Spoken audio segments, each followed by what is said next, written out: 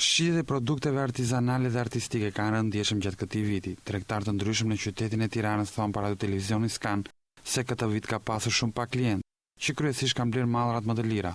Ata thonë gjithashtu se shitjet tek një klienti vetëm nuk kanë të kaluar 500 lekë dhe artikulli më i preferuar kanë qenë bluzat me flamurin kombëtar për fëmijët. Kësa radhe kanë qenë shumë dobët.